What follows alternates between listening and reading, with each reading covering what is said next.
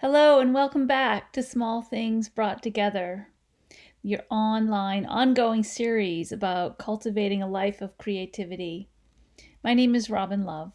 I'm an artist in Newfoundland, Canada. So, in season one, we did short episodes that were really as much about instructing you in ways that you can explore creativity. And so for season two, I changed up the format and am now having longer conversations with artists, inviting them to talk about their work and particularly about their creative process. So I'm really excited for episode two, in which we have a wonderful, in depth conversation with Anne Marie McIntyre, who lives in Hastings, New York, and who is primarily a ceramic artist, but also works in other media. And it's really just was a wonderful, in depth conversation. So good. So I hope you enjoy it. And, Okay, okay, perfecto. so we're recording. So, welcome, Anne Marie. Thank you so much for agreeing to be part of Small Things Brought Together. Thanks. I'm excited. I've been thinking over the last 2 weeks, maybe just kind of running this around in my head. So it'll be great. Yeah, get it out. Yeah. Yeah, so I guess I'll do a little intro and then you, of course, can fill in anything you feel like is important or I've missed or you want to amplify. But, um, I kind of wonder how important it is to give your art schooling background because I feel like the gist of this series is for people to be encouraged to just tap into their innate creativity, whether or not they call themselves an artist. But I will just say you got a BFA at Cooper Union, and I actually didn't know this until I just looked it up. But you got an MFA at the Tyler School. Is it Tyler School of the Arts or Tyler School of Art? Tyler School of the Arts. Okay. It's part of Temple University. Uh-huh. So In it's actually been Philadelphia. more absorbed into Temple too, the campus, which is Uh-huh. than when I was there. It was something kind of the art school was in a separate place. So now it's downtown, Uh-huh. downtown Philly, which is probably very exciting. Yeah. Yeah, but I did ceramics. So now that's a while ago. And that's when nobody did ceramics. And ceramics was kind of like a marginalized material. And I was kind of like, what a stupid idea. So, no, it wasn't practical. It wasn't a practical idea in any way. But it was something I wanted, I had like this instinctual feeling I wanted to do it. And it was also a little contrarian. Um, and it was a good and bad grad school because I was 30 at that point. So I really wasn't, I didn't realize how much older I was than when I was an undergrad. And I really was not looking so much for a mentor anymore.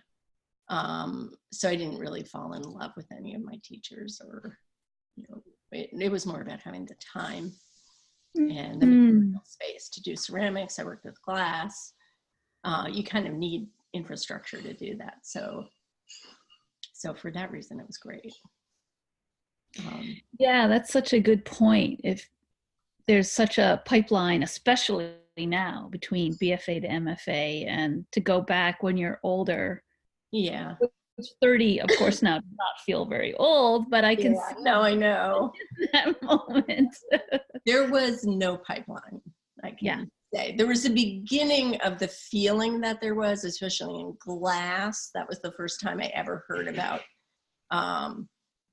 people at RISD, like the glass department collectors would come through and buy everybody's things. And I've never heard of anything like that. So this was way, I don't know. There wasn't really an idea that this was going to be a practical move towards there for me it was. I also thought it'd be good to have the MFA for teaching because I always wanted to be able to do some teaching. So it was just one more credential, and I have used it. Having that in teaching, it has come up for me. Mm-hmm. I haven't gotten like the full-time college teaching job, which also, you know, as things have evolved, we all know how crazy that is and how rare it is to end up in this situation like that. So Yeah, yeah. But you have done a lot of teaching in the public schools. yeah. It's still, now it's kind of half of my life. It really is. And I'm actually in a great position now because I do push-in teaching with studio in a school, but I meet a lot of really interesting younger artists because everybody's scrambling now in New York for any sort of teaching job, any sort of, so, it's actually I would say their workforce is incredibly well credentialed. Mm. I work with teachers who teach as well, teach in Pratt, and then they also teach and, push in jobs into the public schools. So, it's very lively situation, and really, really, really high expectations and idealistic. It's an idealistic project. So it's, it's again, it's like the artist is looking around, and this is the thing you're doing to support my studio and make money.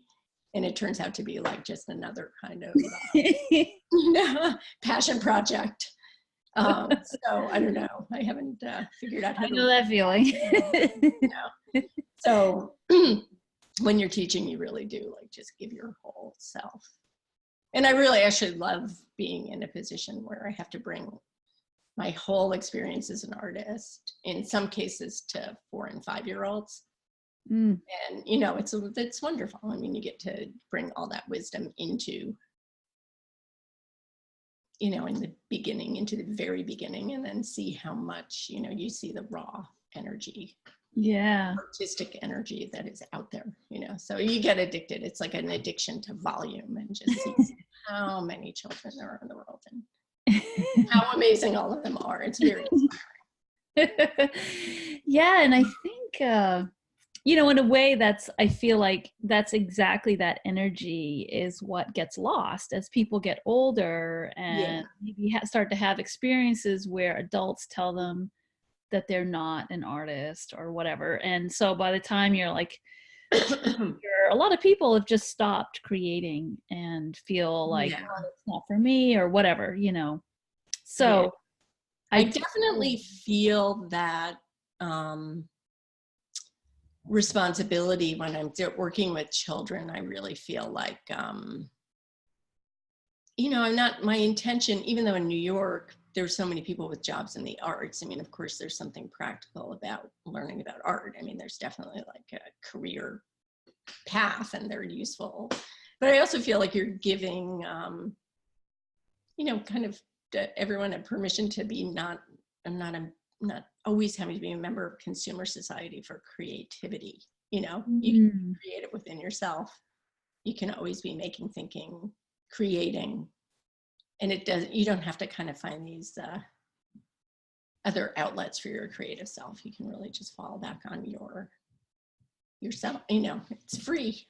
Yeah. I feel like, it's like you can go outside, go for a walk. Maybe you're in the South Bronx.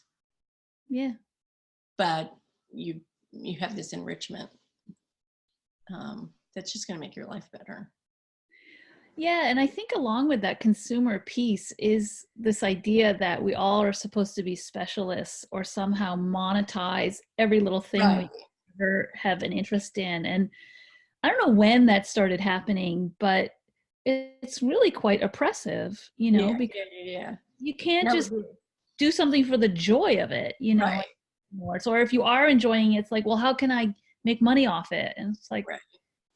Not always the right saying, the pleasure of being an amateur, which is kind of a thing, just like a whole amateur, people are just interested in culture, but maybe not specialists, but maybe not working in it, but just kind of amateur enjoyers. Yeah. I have areas in my life, like I am an amateur gardener, and I kind of, I feel like as a teacher too, because I go in as kind of someone outside of the public school system, and I feel like, oh, I'm great. I know a little bit about ton of things. I'm kind of smart, but I'm also kind of an idiot. But but there's something good about that, because yeah, we are too specialized, and we forget about like the small enthusiasms of our childhood. Yeah, and I've actually thought that is like the best reason. Like that's one of the things I most appreciate about being an artist, is that if a topic interests me, I can just Yeah. get into it, and I Yeah. don't have to Yeah. become anything. I don't have to get Yeah. a PhD. I can just Right. research it till I feel like I know enough, and then Yeah. go to the next. Yeah, that's my thing with the art classroom, is like, you can bring anything to the art classroom, whatever you want. We can talk about politics, we can talk about science, we can talk about whatever you feel like. That's all going to apply in our, in our zone. So yeah, Yeah, I mean, so good. yeah. So good. You have to admit that sometimes, I mean, I am, sometimes, sometimes I'm not, and I do say stupid things, but that's one part of the package. Yeah, I think it's so, oh, what a breath of fresh air to be allowed to say something really stupid. Right. I go like, I think I need to find out about that. No. Yeah. I mean, that's one of the teaching things too, is I think that, even like the university teachers, the people I know who are really up there teaching, the biggest thing I've learned from them is that they don't know. They know how to find out, They kind of go like, I don't know that. I have to do a lecture on it. I need to enrich my knowledge about that, and I need to call a bunch of people and figure it out, So Yeah, yeah. so good. So anyway, from the that was back to the studio. Yeah, well, I guess I also want to just interject here, maybe as a good time, that that I know you through our artist group that we have had for over 20 years, called WAMR. Right. And WAMR stands for Women Artists Meeting, Eating, Reading. And it started with really reading as the main thing. We started mainly as a book group, and then kind of evolved into visiting each other's studios and combining being in your studio with reading. So the system was, for a while, that we would go to someone's studio, we'd look at their work, that person would assign the reading, we'd go away, read it, come back to the studio, and then look again at the work through kind of the lens of the readings. And I mean, I have to say that was such a rich experience. And it was for years now. And then people ask me like, how do you know Robin and Fran? I'm like, I don't even know. I think we just at the meet, like, who made the introduction? It's just like, I don't know.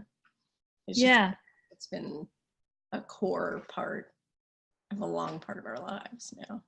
Yeah, and so fundamental to how I look at art and think about art. So that's, of course, how I got to know your work. And I feel like some of the time, I hope you don't mind my saying this, but I felt like some of the time, because a lot of the people now have scattered, including myself, to other parts of the world. I haven't really absorbed how scattered how far away you are. Yeah.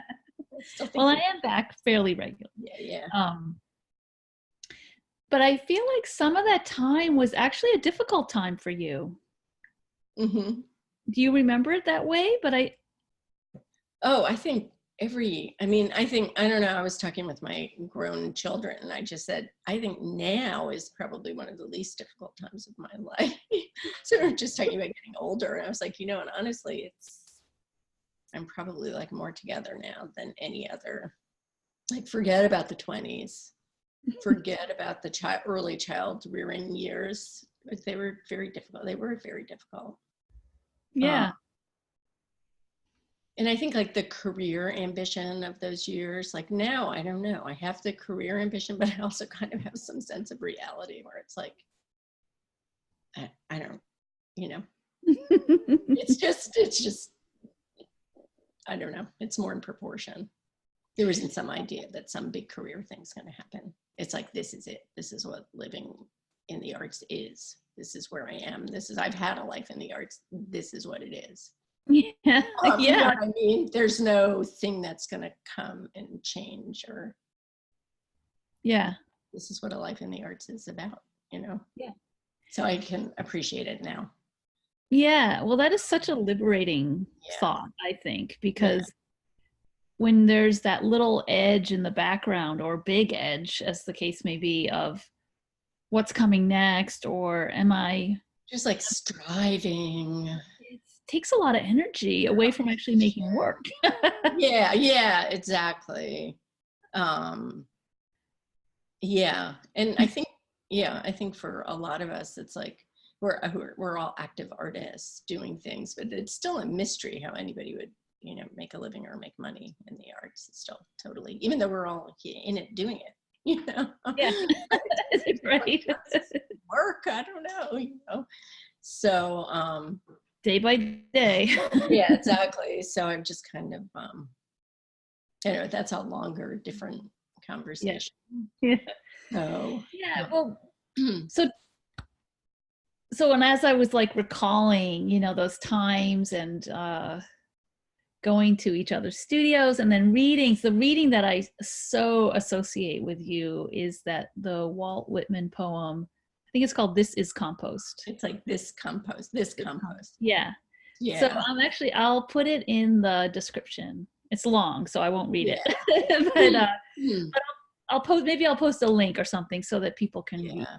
And you know, I did just read it, of course, before we met, and again after I had been looking at your work, you know, the images, and I was like, oh, it's still so relevant, Yeah. so connected. I just feel your work in it, so good. And how cool that you have a touchstone like that, Yeah. or a relationship with Yeah. a poem like that. I'd Yeah. love to Well, hear I think more about like just what that is for you. the gist of the poem, it's one of his you know, absorbing of the kind of death and destruction of the Civil War, of so he, you know, he basically it's the gist is that the earth and the soil is just made up of dead and dying things, but somehow the force of nature cleanses, and it's very graphic. I mean, he really gets into it, but the nature cleanses this deep kind of putrid earth, and out of that comes this amazing fluorescence, which is like springtime. And you know, so I mean, that really is, I would say, yeah, that's kind of the central metaphor for me, because I think my work is getting even more, you know, it's getting like a little bit more florid and more like more decorative. I was always, you know, I think after, well, there's a long conversation about that, but the kind of celebration of this kind of overstimulated life force, but that's also coming out of someplace very dark. And I don't know if you get that feeling necessarily when you see, well, you do when you see the work. And I think there's a little bit more of an understanding of the decorative arts. I mean, I just think as time has moved on, I mean, I just think there's so many artists dealing with like beauty and decoration that I'm not really alone anymore, and people will look at, I mean, there's just so much more. I mean, one really good thing about the modern world now is, you know, we kind of see so much and we see everything, that there is really like a broader community for all sorts of language. If you compare that to when we were in school in the 80s, where it was still very, you know, for the best word is just very patriarchal and very much about like a few people who are breaking through. Now there's, you know, who even knows who's breaking through or what is a breakthrough or what is, just like this giant group project that everybody's doing, and you can see images all the time. So in a way, that's kind of great. I do like that, even though nobody can make a buck. But it's like it's like struggling to figure out how to survive. But so yeah, I feel like you know, seeing work that has a decorative bent, but really also has a morbid underpinning, isn't as maybe as peculiar as it used to be. I don't know. Yeah, well, maybe this is a good time to begin our slideshow. Uh, so, of course, I took liberty of organizing it according to like my own perspective. So we can jump back and forth if things aren't making sense. But yeah, I actually I realized I was doing my, selected the pictures and then I was like, I'm going to put them all in order and then I thought, no, that's not really. Well, that would have been fine, of course. But Yeah. it also is fun for me just in terms of like, it makes me like spend even more time kind of like, what do I think and how do these go together and what is this? And so it's like a nice exercise also for me, just like to spend a lot more time with your work since I don't regularly see it now, especially. So, all right, so we'll do the share. Okay. And okay. Okay. Let's see. And then that's my flag. So I thought I would start here because because of that poem, and I assumed that this has some relationship with like the whole this, like you said, the underpinning of I mean, I put that in because I was looking through, I have a lot of photographs now. I think a lot of people do, a lot of artists do now because the phone is so easy. It's like my notebook. But I threw this in just because it was a really great example of how like the like kind of megalomania of the artist's obsession. I was doing thousands of drawings with these concentric circles and lines kind of coming out of like a central like radially symmetrical form. And then you just, everywhere you look, because we're obsessives as artists, you just kind of find it and find it and find it. And this was almost, even the color was almost exactly like the ink that I was mixing. And the ink that I was working with was also transforming because I was mixing it with walnut ink so that when it dried, it transformed. So it was almost mimicking the way that this flower is kind of oxidizing the colors in the flower. So I just, it's just, it's like you're looking inward, you're doing this thing in your room, and then you look out and you find exactly the same thing. It's so good. And that's it's either a good thing or it's kind of just me. Yeah. But also, I mean, I love that you use like, walnut ink, and it's like you actually physically, and you're working obviously with clay, which is in dirt, and so it's not metaphor. It's like it's literal too, I mean, you're a gardener as well, and you know that there really are people, you meet people who are just like, dirt is gross. I don't like it. And you're like, well, I guess you're not gonna really be a gardener because I just don't care. I have like worms crawl on my feet, and then it's very, you're either there or you're not. It's true. So I know this is a little bit chronological in the sense of there's a trajectory of your development, and this felt like a good place to start. I actually wanted to talk about this because we both showed at BKBX, and which was this makes it look a little bit larger, but it was a small room in Gowanus. We had what kind of collective gallery there for a couple years, and I wanted to show this because I feel like, and you had this experience too, I feel like it was a great place to try something out, even if you knew that it probably wasn't going to work. And I feel like this is a really great example. I just wanted to do this. I wanted to have this big smoky drawing, and I wanted to put my ceramic plates on top of it, and I just wanted to see how it looked. And I knew it wasn't going to be elegant. I knew it wasn't going to be sophisticated. I knew there was going to be some, they're just, but I just wanted to try it, and I wanted to do it. And it was that same thing, like maybe about going back to school to do ceramics, even though it was deeply uncool. I kind of knew that this was going to be like pushing oil and water together, but I needed to do it.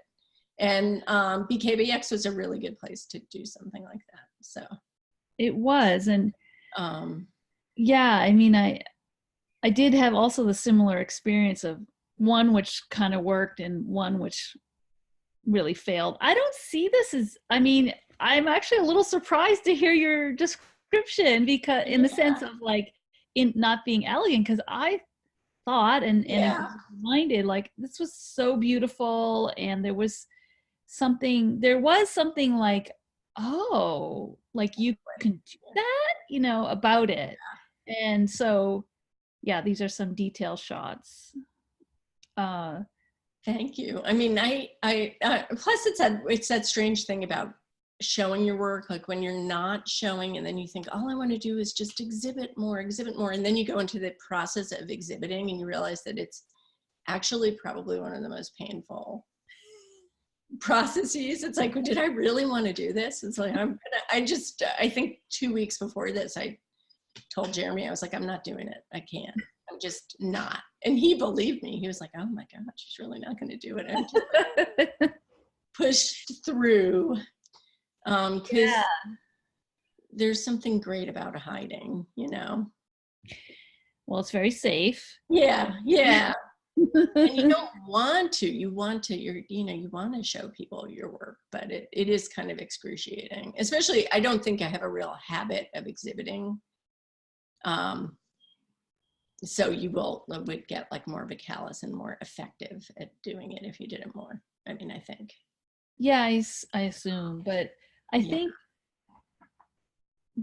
for me, there's always a moment of like, oh, I don't know, almost feel a little nauseous at how much I feel like I'm revealing about myself. And I mean, maybe it would be terrible if we didn't have that feeling, because it would mean we weren't actually out there, but there is something about really being really revealing, which is excruciating. But there, I think visual arts for me are maybe a little, still a little disguised, whereas like writing, any of my writing, I just can't. It's so excruciating, like writing anything that I've written from the past. I really destroy stuff because I can't hear my written voice. But the visual stuff, I find I have a kinder perspective on it later. So when you look back at this, do you feel kinder towards it? Yeah, I do. I mean, I really like, the moments in it. I really like the translation of the stripes from the drawing into the ceramic disc, and I like the interaction. I do. And I know it's actually it was called Inside Outside. And it's a, pretty clear depiction of the idea of like, the drapery is like it is what it is. It's drapery. It's draped. It's like the skin or the body or the exterior portion or the thing that hides and disguises. And then these, ceramic pieces are in kind of what's going on inside. So it's actually quite literal in a strange way. And they're converging. Well, a lot of, especially the ceramic work, has a feeling of, well, it is a little bit inside out. It's like sometimes it seems very botanical, and then sometimes it feels very like bacterial or. I mean, they're round and they look like amoeba. And, and like under the microscope kind of a thing. And I liked the shelf. Yeah. And that actually, we'll talk about that later, but the idea, I kind of had a shelf, in my studio, I have like low tables. And I liked the hierarchy of just, this is just the beginning, the idea of having a shelf where something's leaning against the wall. So it's not a sculpture. It's not meant to be hung on the wall. It's in this kind of middle zone that's kind of humble in a way, you know, and also kind of undefined. What is this object, you know? Right, because it's not a painting, it's not a sculpture. Yeah. I mean, it's not quite kind of all of those things. yet, you know. And with ceramic, it's like you also have to be careful. Yeah. I remember that feeling too of like, am I going to break? Right. I mean, I think this piece is actually broken in half, but yeah. Yeah, I wasn't sure if that was on purpose or you're just like, oh, it broke, so I'll put it like this, or. It broke, and I kind of wanted it sitting on the shelf. Even, I mean, there were just moments in the studio that I think were more exciting, where I had thousands of things on these tables, and it was always hard to figure out how to bring that into a gallery situation. So yeah, you'll see. I mean, it's kind of what I'm working on. So then I wasn't sure the actual sort of like chronology, but I thought these were all related, and we can switch them up if you feel like I messed it up. But I saw these as kind of maybe being the same piece, but correct me. So it was like this. Yeah, these are related. That's exactly what it was. So these are kind of wet slip cast. So I was doing a lot of these concentric ink drawings, and then I thought, well, I've been using this technique, which is my own technique, which is drawing with slip clay on a plaster bat. So I basically just have like a mustard squeeze bottle, and I'm squeezing out these lines, and then I let them dry for a minute, and I squeeze out another concentric circle. And then in this case, I make kind of a sheet that is ripply. And that's kind of what the other pictures are of. So this is, that's after the sheet is fired. Okay. So is that unglazed, or that is? Well, that gives an example of how, when it's fired, kind of how dead it becomes after like a bisque firing. So that's the white slip clay that's just been fired once. Okay. So you can see the dimensionality. Yeah. And then the next picture is glazing. Okay. So the interesting thing, what I wanted to talk about in relation to this is just, which I thought would relate to your project, is just how you work without knowing where it's going. And particularly with ceramics, the process, you're just projecting into the future what you think something might turn out to look like, but you go through all these stages that have no indication. So if you're painting, while you're painting, it looks pretty much like where you're heading and where you're going to get to. The paint is kind of the same color, and you're in the moment. But with ceramics, it's like you're just having this kind of faith. Actually what I've ended up learning is, if it looks good now, in one moment, even though it will look completely different after the glaze firing,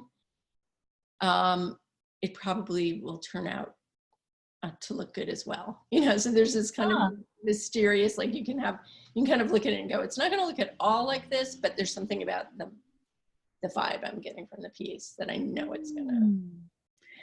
That is so interesting. without looking, it's like jumping into, it's good for people who don't want to have control or are afraid of too much control. I think I think I like to be a little bit, not making every choice conscientiously. Yeah, I think that was always my problem with painting. Feeling like overly controlling. Yeah, like I was creating the entire world as I wanted it to be, and I always needed some pushback from something. Even though that's really not what painting is about. Yeah, well, I know, that I know I'm wrong about that, but this is the kind of extreme because you're just getting a lot of pushback with ceramics. And do you still make your own glazes? Yeah, yeah, yeah. So this is a good example. This is a really heavy iron. It has a lot of iron oxide in it, as you can see. But I think later we have another image of how this fired, which is kind of brown. So this glaze is it doesn't have it's very chalky, and it absorbs into the clay in this certain way that a commercial glaze wouldn't do, because it doesn't have any, kind of things to slow the drying or to make it smoother. So it just kind of like sucks into the bisque clay really fast. And it does all sorts of weird things with the ripples on the clay. So yeah, it's very, I love the way this thing looks right now, but then you'll see, I think there's a picture of it. It's brown. It's kind of brown looking. I don't know if you put it in. Okay. Yeah. I don't think I put it in. Yeah, so that's unfired. And there is something really lively about the wet clay. And then it's bisqued and it kind of dies and turns white. Is that glazed or that's glazed? No, this is wet clay. Oh. Yeah. So what I'll do is I'll draw these concentric circles and make almost like a mat. Yes. On the plaster, and then I lift it up like a sheet of paper and drape it over like a little bumpy another clay, actually. So then that will dry, so it's got like a little dimension to it, and then I fire that. It turns pure white, and then I can glaze that. I thought this was like the finish. Drawing. It's like it really literally is taking the drawn line and making it dimensional. But I mean, you could do this with paper pulp too. Yeah.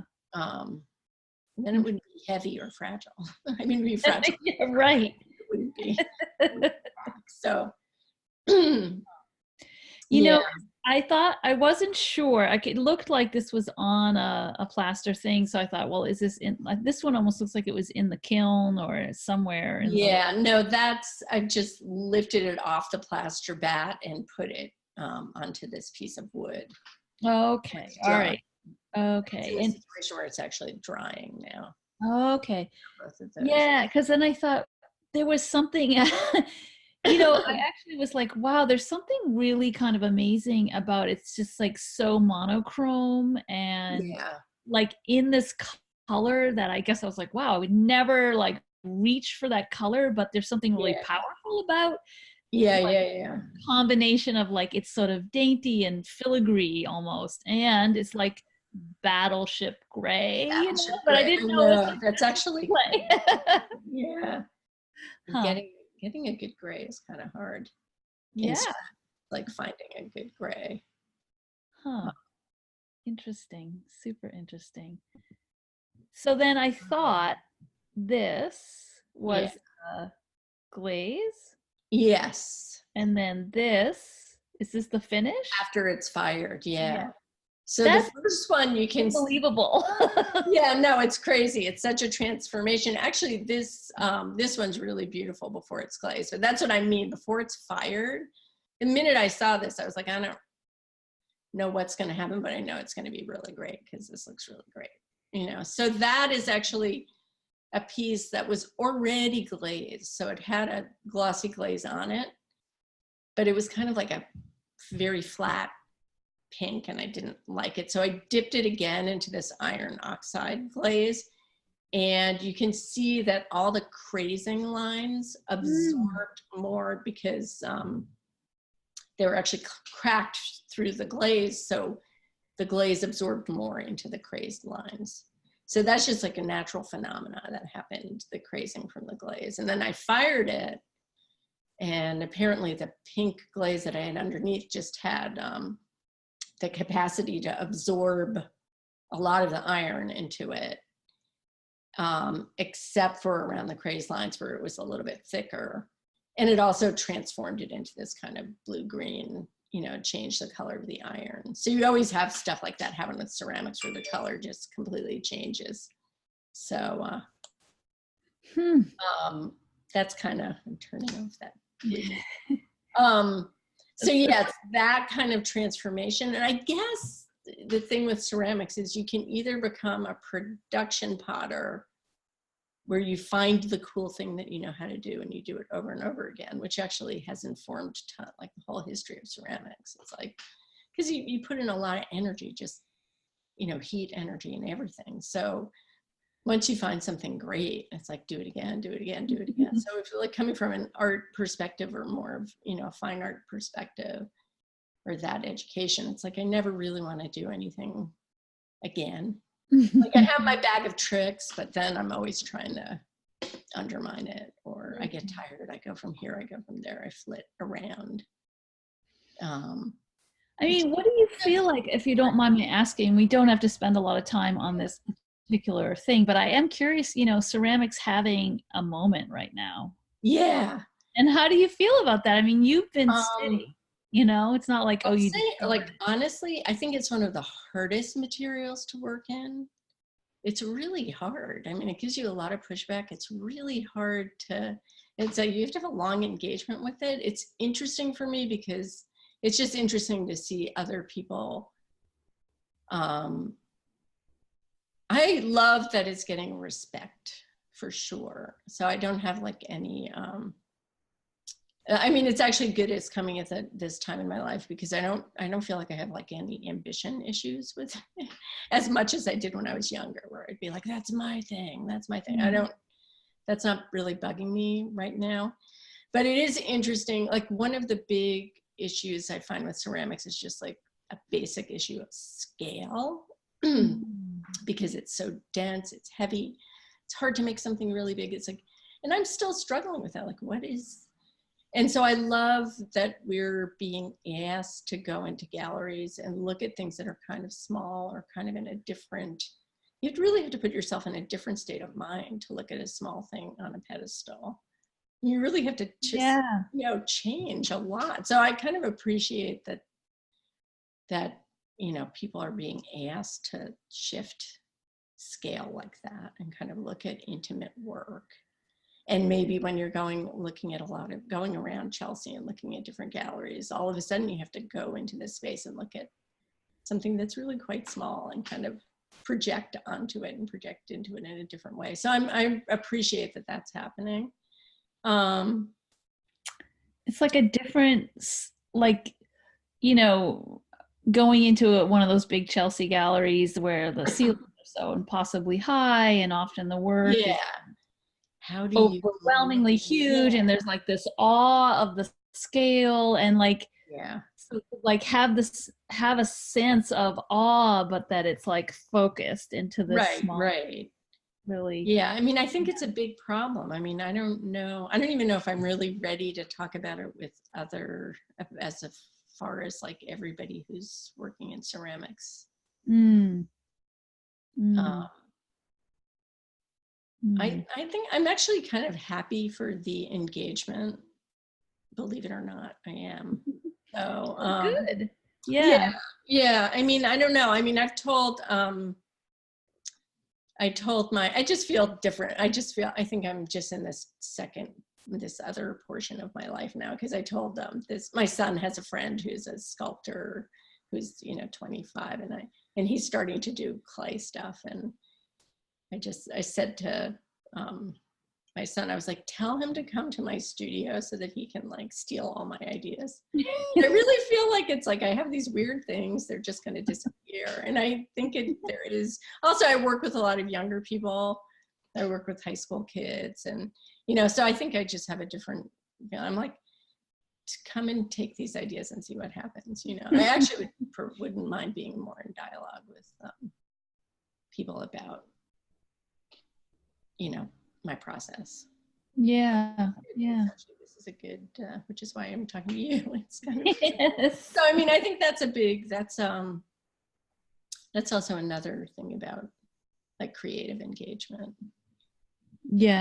A lot of times, like people in printmakers or print shops, they can be very territorial, And I mean, I've seen that through my years, and it just seems like, oh, steal it and see if you can, like, good luck doing anything like this, like I just made. You're never going to be able to do it. So Well, that's the thing, this, what I happened? know another one of our Whammer artists, Amy Bay, Yeah.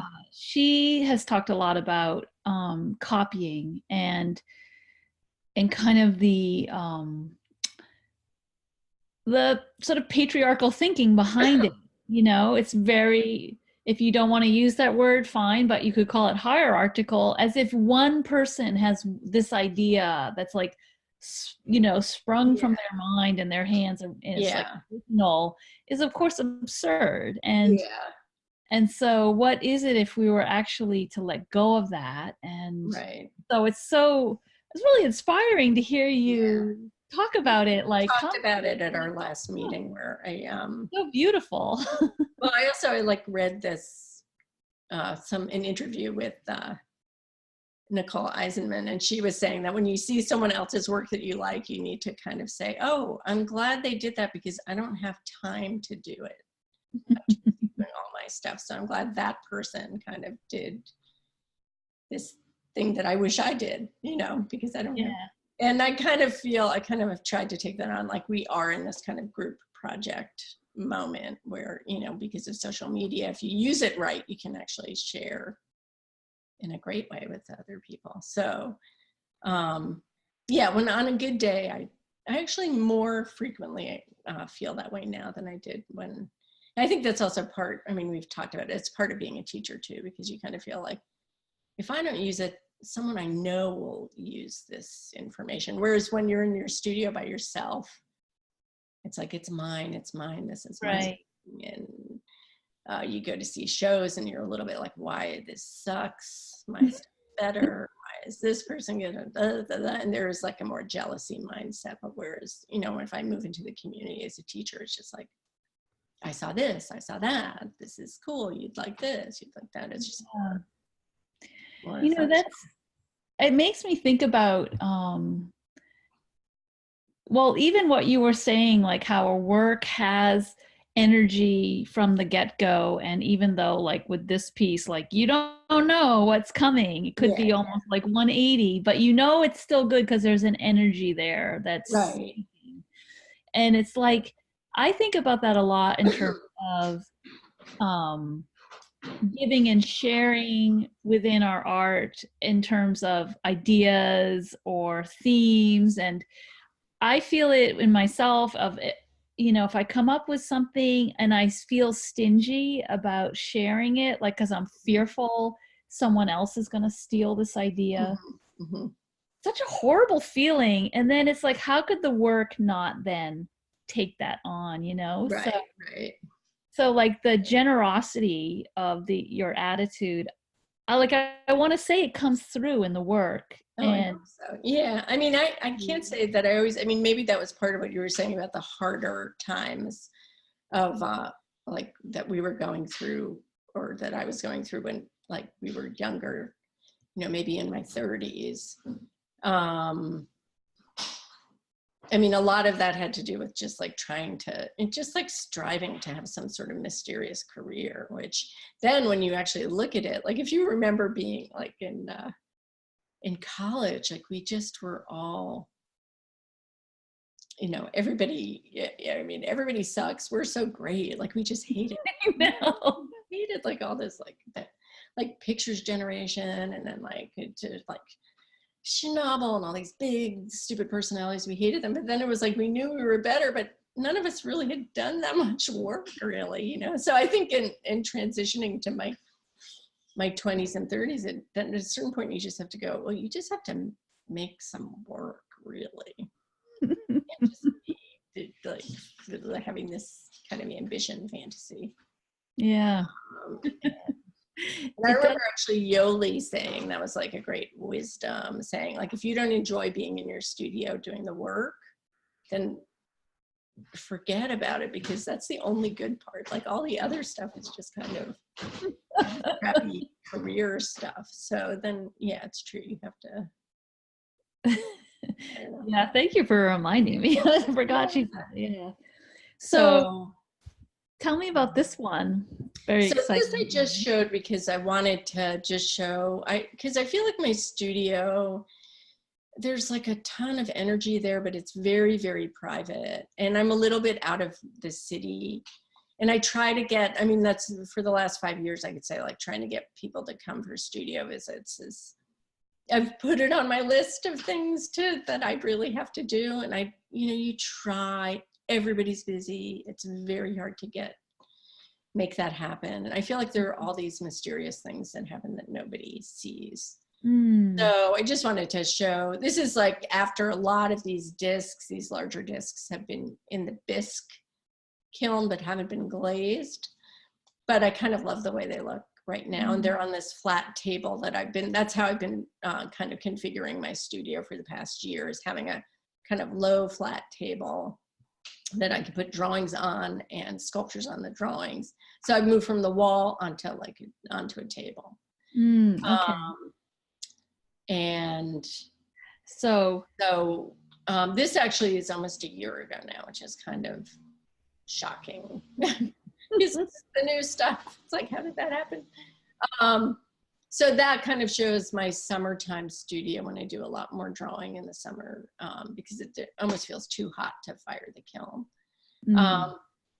So those are kind of, you can see the kind of concentric ring drawings, which are very physical. I mean, they're very body oriented, obviously. And then the table in front, and then, in a lot of ways, those bigger discs are almost, they're really quite imitative of the drawings. Actually, more than a lot of the time.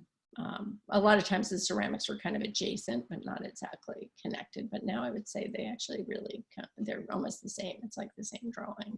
And then I have these kind of Medusa head looking things, which are made by, they're pulling handles. So it's an old fashioned way of making handles, which is kind of just like pulling out the clay and making this swoopy shape. So that is kind of reflects the compulsive line. So it doesn't exactly look like the drawings, but there's the same kind of compulsive impulse. Yeah, no, I feel like obviously they're in a relationship. And as I remember last time I was in your studio too, like in the foreground, there's this stack. And I remember you had this big stack of drawings and we were all kind of looking through them. It's like each one is like a gem, I mean, it was kind of a perfect situation because in a way you do want people to come and play with it, but then you think about the formality of actually a gallery show. And everything's fragile and, I feel like I've seen now just in the last couple months, obviously I'm not in New York City anymore, but through Instagram, people, like I've seen a few gallery shows where people have just hung stuff in these very, like one woman had all her paintings not on stretchers or anything, but just hung off of this wooden thing, almost like a clothes rack. Yeah. And like the whole space was kind of filled almost like this. And it was like so refreshing, I thought. I mean, I feel like there really isn't any convention that hasn't been broken. So then it's just embracing it. And, it's almost like nothing's been broken, but at the same way, people still kind of get, it's still kind of shocking to see a drawing presented horozontally. What I mean? Yeah. It's still kind of like that's really still an enormous break of hierarchy, So it's like both things exist where it's like, who hasn't done that? Of course, that's been done a trillion times. But it's still kind of, I don't know. So I intersperse some like drawing, you're drawing images, and I know you do use walnut ink. But what other materials are you using? This looks like, is it gouache? So this has gouache mixed with walnut ink. And it's I make kind of like a pretty watery mixture. And I'm actually doing it right now in the studio. I'm doing this. And what happens is I kind of make these puddles and then they dry over time. So in a way it's imitating the kind of lack of control that I have at the firing. That they change. What is it called when like I know it happens in a glaze, and it looks like it happens here where like the colors separate out and create a new one. There's a name They for say it. they break, but I don't know. There probably is like another term that I'm not gonna. I know in like yarn dyeing, there's also Yeah. a term of like you think you know what it is. It's very sounds really similar. Yeah, Of, like, you do because the it's the whole same way you think it dye. looks like, and then he comes out of the dye pot. And it's like, oh, okay. You do all that stuff like with the indigo, where it just oxidizes into a completely different color. Yeah, that's very similar here. This is more about like the walnutting kind of settling out, so it becomes like a darker shadow. And then it responds if you paint over it with different things. It kind of bleeds through. Yeah, And some more. so that's what it looks like dried. So beautiful. So you get kind of, it's kind of out of control, in control. And it's also very visceral and very goopy. Yeah. Yeah. So this is actually the most recent. So this is something, this is from last week. So that's got like a little bit of shellac, which I kind of added to the mix. And now I feel like, again, it's actually that weird thing about when you're in your studio after taking maybe a month off or some time off. And I kind of thought I knew where I was going to be going. And it turns out I'm in someplace completely different. I'm not sure what's happening, but you've been doing it long enough that you kind of trust that, okay, it's going to work out and just keep going. And I think that's one thing about it, having a long artistic practice for people who are watching this conversation. For that purpose is the more you do it, the more you have faith that like you really don't know what's going on, but it's all gonna be okay. So, and also just kind of like an intuitive, like, you really have like developed your intuition, Yeah. There might be some areas, I think a lot of us have big areas in the practical world where we're challenged and have not learned things that we should learn, but our intuition is very well developed, so I kind of try to honor that too, that intuitively I've got, I can go there. Yeah. The time to develop that, so you have to kind of honor it as a development, not as just something that you were born with, or Yeah. And I don't think, of course, there are people who are like born and it's fully bloomed, whatever from the, but I think for, like you say, for most of us, it has to be cultivated and attended to, or it's easy to kind of just lose the connection with it. Yeah. But I think, as artists, that's another great thing that we get to do. Yeah, exactly. So these are just close-ups of the walnutting bleeding into, it's very watery, so it's water and then gouache mixed in. So they all settle out at different. So it's very much like the ceramics in that I have some sort of imagination about the chemistry of these things and the physical qualities of these different kind of pigments and how they react. So you end up having like a strange fantasy life about the materials.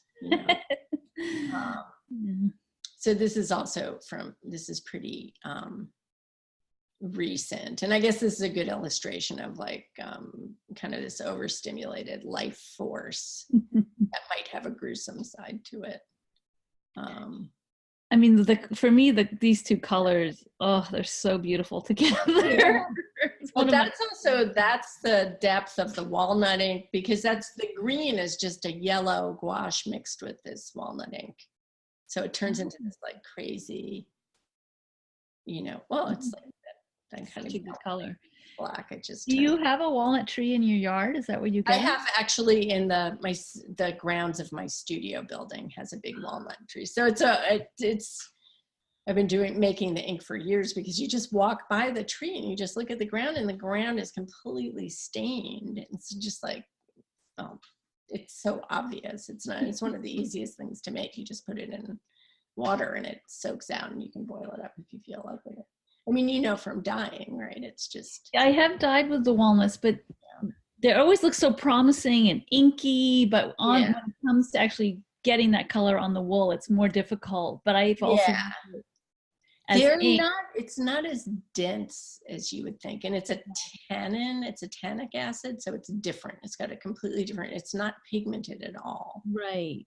So it's Right. got a completely different, that's why it separates in a certain way. I mean, it's like water, you know, it's hydrophilic, it likes the water, but it's not completely, it's a different animal. So, Yeah. Well, I love that you're like using its inherent nature, you know, to get yeah. something out of it. Yeah.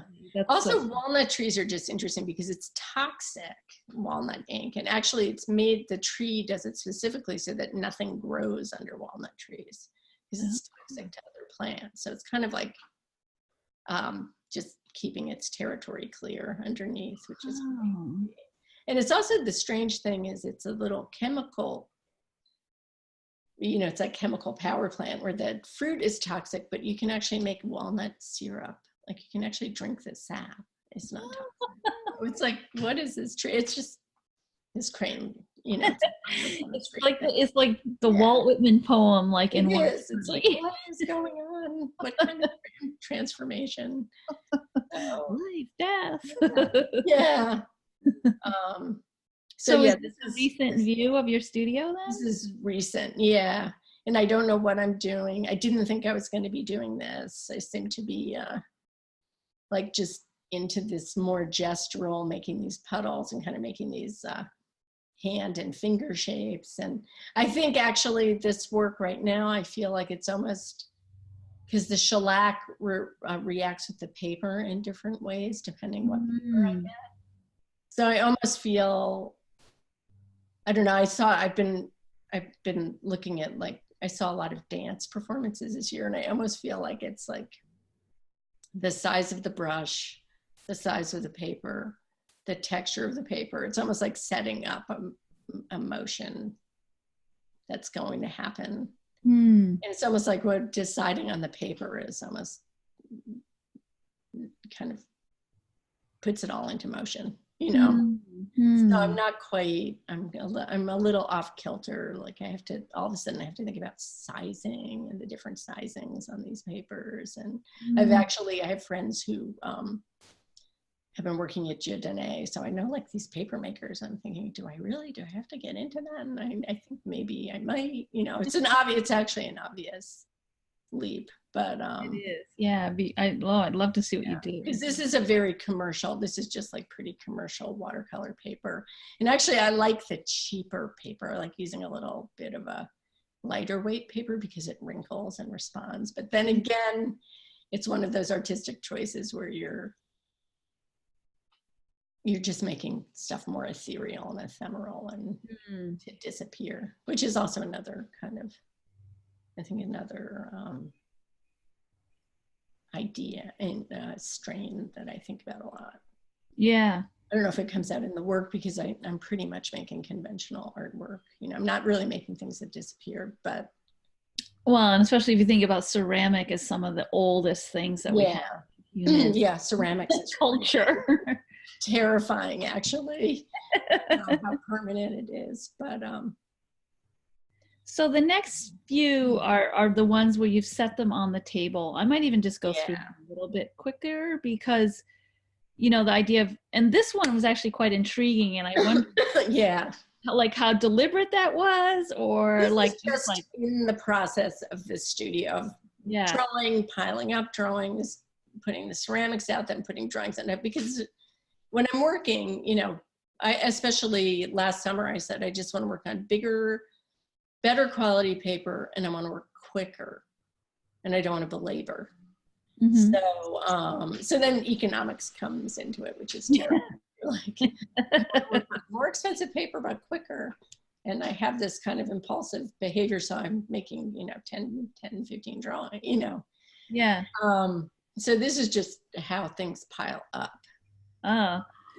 Well, you know, it's really pretty fascinating. Like, you know, obviously I'd seen the ceramics on top of the drawings, and then I thought, well, in a way, this is a natural like thing of like Yeah, yeah, keep piling, you know. And also, like, why isn't the paper sculptural too? And why don't we just, it's like there's no, there's no hierarchy. But then the funny thing is, I made that last piece that we looked at that had the crazing, and it was really self-contained, that we looked at before. Oh, Oh yeah, and it's like really, it turned out really shiny, really beautiful, really like everybody loves it. And I have it on my coffee table at home, and it's like, I've invented the coffee table piece. Through this whole process, I've ended up in this like I actually wanted to talk about that, how like it takes you like so long to internalize your own logic, and then you end up going like, I could show this work on a pedestal, or something that's just like so basic, but it takes you like so long to figure, to have you really understand it yourself, how you got there, It's like, I'll end up just, wow, that's great. Oh my God, I could put these like on a pedestal. Yeah.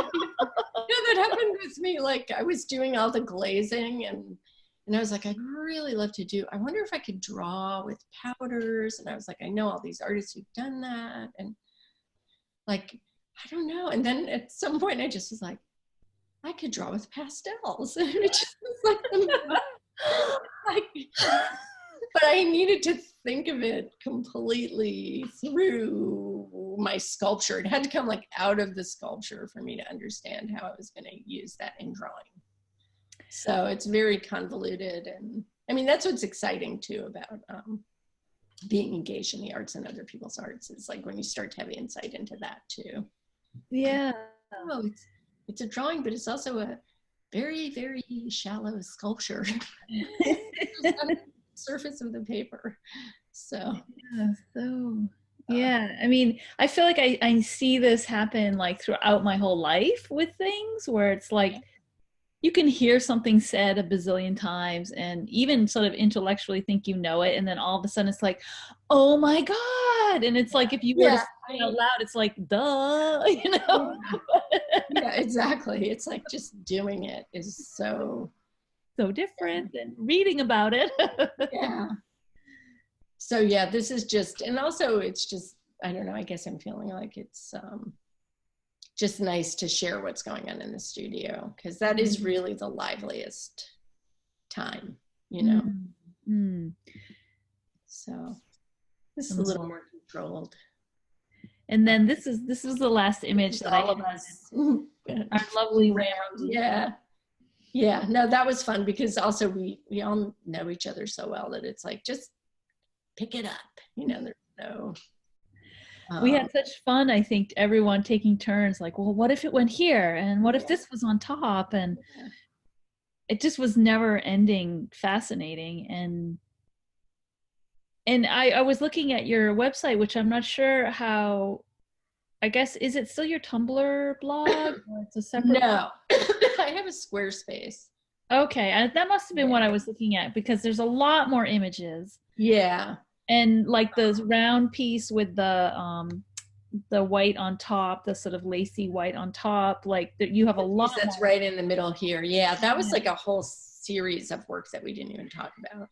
And all your larger drawings. And so it was super fun to go through that. And I was like, well, why didn't she include these? But I realized, like, we could talk for 100 years. But I guess I kind of thought I wanted to go from the show where it was on the wall to now working on the table, and say like how it just, even like a very simple innovation, just you kind of have to go, oh, you have to be led there. It's time. So good, so good. And the cats, it's like I don't know whether it was intentional or not, but I've like kind of been working on this thesis of that creativity comes in this like way of like putting in the effort, like you got to get in there, and then like kind of reflecting on it, like what happened, and then Yeah. reflecting on yourself and what am I thinking, and then a kind of like acceptance or faith or trust that you're like Yeah. going in the right direction. And Yeah. and I feel like you have very conveniently said all those things. Yeah. Yeah. Yeah, no, I think yeah, definitely, definitely. I mean, it's wonderful if you have the time to do it. I mean, we've all sacrificed things to have this time for sure. It's like a weird thing to do, but it's definitely, it's a great way to live, to Yeah. keep going. Suddenly my cat is here.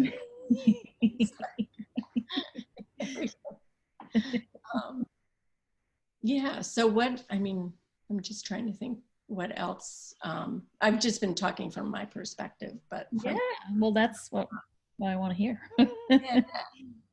Um, Yeah, I mean, any last sort of thoughts as we Sorry, he's created a monster.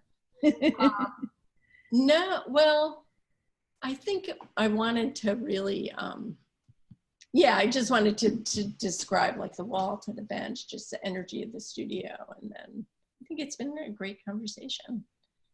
And I'm looking at my. Yeah, I'm looking at my own notes too. Did we miss anything? Yeah. Yeah. Well, I have like a big thing circled on my thing that says making bad work, which I think we've discussed before about like, going, okay, I haven't been, because the month of May, I was teaching a lot, and to kind of go in the studio and go, I'm going to suck for like a couple of days. It's going to be really, a couple of days is being generous to kind of say, okay, just keep going. Well, I mean, to me, that's like, I feel like that's the thing, is the willingness to make really bad work. Yeah. You kind of have to allow that. I mean, you have, not even kind of, you have to allow that, or else like you're paralyzed, I think. And I think it was more excruciating in my past. I mean, really, when I was younger, I think it was excruciating. And I think I've definitely gotten wiser about that. So, that's good. All right. Well, thank you so much. Yeah, this is great. So appreciate it. Yeah. Because we're alone, we're isolated a lot too as artists.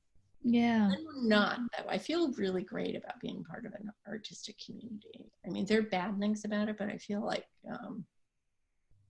we are part of a community with kind of pursuing these higher ideals together. It's kind of nice. Yeah. These days. Yeah. Yeah. Idealism. Yeah. I mean, these days when there's so many, kind of bad things happening, you kind of feel like, well, I'm with this, kind of sprawling community of people who are all trying to do this strange thing. It's kind of nice. Yeah. So, perfect ending. Okay. Thank you so much. Right. Thanks for asking me. And once we say goodbye, I'll think of all the other things. Yeah, of course. Okay. Thank you. Thank you so much for watching. I'm so happy to have you part of this series. If you want to watch past episodes, you can head over to the YouTube channel. My name over there is Robin11104, and you can subscribe so that you'll get a notice anytime new episodes are uploaded. Or you could head over to my website, robinlove.com, and there's links there as well to the series. And there's an opportunity, if you'd like, to support this work. So in my shop, I have a few different levels of engagement, including one that's just called I Love You Too. And it invites people to contribute $1 a month. Canadian, so it's a good deal for people in the US, by the way. And it's just a way to show your support for this ongoing work, bringing the lives and voices of artists and others to everyone. So, thanks so much, and I'll see you next month. Take care.